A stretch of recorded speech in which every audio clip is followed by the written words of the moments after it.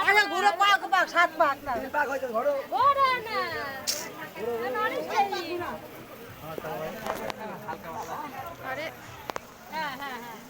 তুই বিয়ে করলে কি ধরতে কষ্ট দিয়ে আমি ধরে ছোট লাগে না আমি যাইছিলাম পাঁচ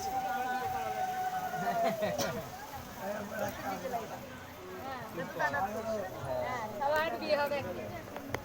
কেউ পড়ে থাকবি না সবার বিয়ে হবে আচ্ছা